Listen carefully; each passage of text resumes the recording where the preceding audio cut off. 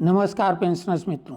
भारतीय reserve bank ने अपने सभी सरकारी पेंशनरों के लिए एक परिपत्र जारी किया है, जो कि 1 अप्रैल 2025 से यानी जो वर्तमान वित्त वर्ष है उसके लिए लागू होगा।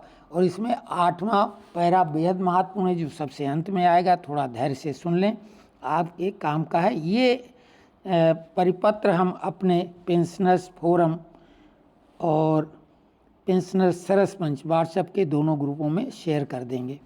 तो ये है, सरकारी पेंशन भोगियों को पेंशन का भुगतान 1 अप्रैल 2025 तक अद्यतन। अधिकृत बैंकों द्वारा केंद्र सरकार के पेंशन भोगियों को पेंशन भुगतान की योजना। सेवानिवृत्त सरकारी कर्मचारी को पेंशन का भुगतान, जिसमें मूल पेंशन का भुगतान, बढ़ी हुई महंगाई राहत, डीआर और सरकार द्वारा घोषित अन्य लाभ शामिल हैं। भारत सरकार और राज्य सरकारों के संबंधित मंत्रालयों विभागों द्वारा तैयार प्रासंगिक योजनाओं द्वारा नियंत्रित होता है। आरबीआई ने इस संबंध में कुछ निर्देश जारी किए हैं, जो 1 अप्रैल 2025 के मास्टर सर्कुलर एजेंसी बैंकों द्वारा सरकारी पेंशन का वितरण में उपलब्ध है। आरबीआई द्वारा जारी निर्देशों से संबंधित कुछ मुद्दों पर प्रश्न और उत्तर के रूप में स्पष्टीकरण नीचे दिए गए हैं।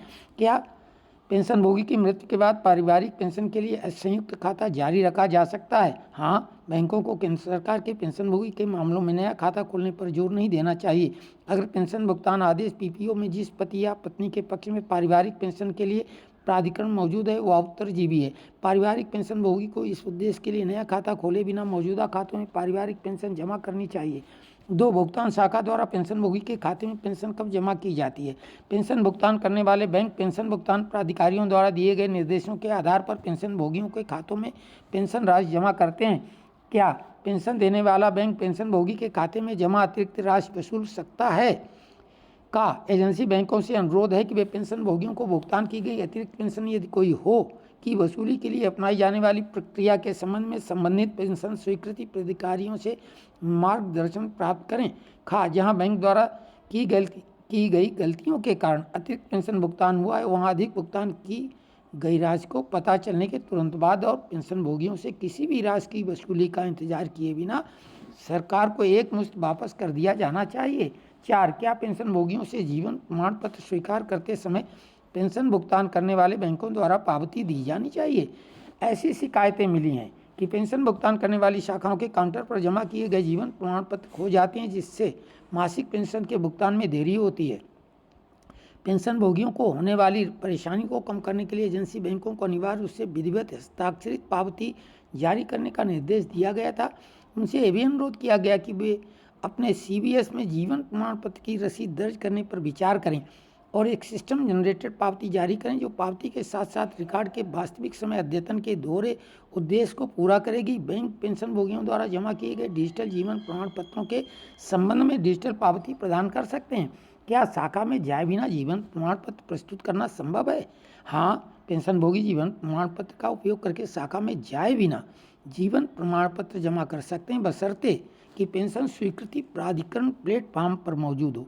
इसके अलावा बैंकों को यह भी सलाह दी गई है कि वे सुपर सीनियर सिटीजन 70 वर्ष से अधिक आयु के पेंशन भोगी और दिव्यांग या अशक्त व्यक्ति हों, जिनकी चिकित्सकीय रूप से प्रमाणित पुरानी बीमारी या विकलांगता है, जिनमें दृष्टिबाधित व्यक्ति भी शामिल हैं, को ऐसे ग्राहकों के परिसर निवास पर जीवन प्रमाण पत्र जमा करने की सुविधा प्रदान करें।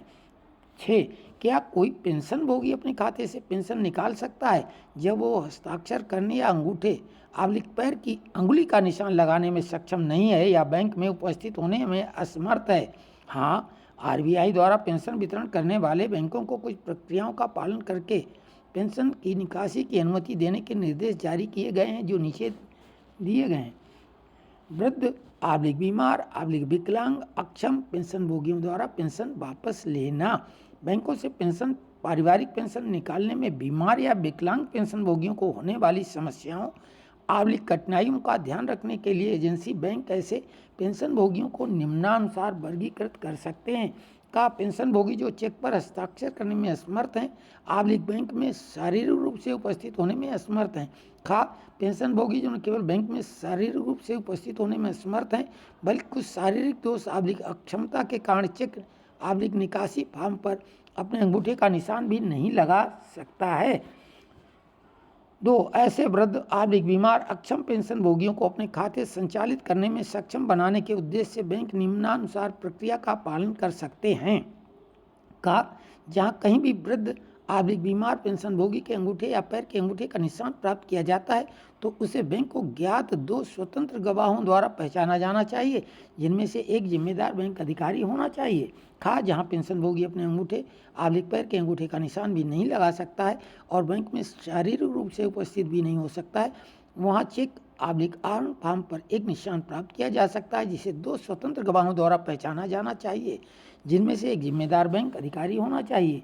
जिम्मेदार बैंक अधिकारी उसी बैंक से होना चाहिए, मान्यता उसी शाखा से जहां पेंशन भोगी का पेंशन खाता है। एजेंसी बैंकों को इस संबंध में जारी निर्देशों को अपनी शाखाओं के नोटिस बोर्ड पर प्रदर्शित करने को कहा गया है, ताकि बीमार एवं दिव्यांग पेंशन भोगी इन सुविधाओं का पूरा लाभ उठा सकें। 7. पेंशन भोगियों को संशोधित दर पर महंगाई राहत का भुगतान कैसे किया जाएगा। पेंशन भुगतान एजेंसी बैंकों को सरकार द्वारा डाक, फैक्स, ईमेल के माध्यम से या संबंधित सरकारों की वेबसाइट से जानकारी प्राप्त करके उपलब्ध कराए गए सरकारी आदेशों की प्रतियों के आधार पर महंगाई राहत को संशोधित करना होगा तथा पेंशन भुगतान करने वाली अपनी शाखाओं को पेंशन भोगियों को तुरंत भुगतान करने के लिए अधिकृत करना होगा। 8. क्या पेंशन भोगी पेंशन के विलंबित भुगतान, पेंशन के बकाया भुगतान के लिए एजेंसी बैंकों से किसी मुआवजे का हकदार है? हाँ, पेंशन भुगतान करने वाले बैंकों को भुगतान की नियत तिथि के बाद पेंशन बकाया राशि जमा करने में देरी के लिए पेंशन भोगी को 8% प्रति वर्ष की निश्चित ब्याज दर पर मुआवजा देना चाहिए। यह मुआवजा पेंशन भोगी के खाते में बिना किसी दावे के उसी दिन जमा हो जाना चाहिए जिस दिन बैंक 1 अक्टूबर 2008 से किए गए सभी विलंबित पेंशन भुगतान के संबंध में संशोधित पेंशन पेंशन बकाया राशि जमा करता है। और ये इसमें लिखा है ये FAQ भारतीय रिजर्व बैंक द्वारा केवल सूचना और समान मार्गदर्शन के उद्देश्य से जारी किए गए। हर साल जारी किए जाते हैं, तो इस साल भी जारी किया गया है। आप लोग ध्यान दें और अपने पेंशन फोरम में इसको पढ़ भी सकते हैं।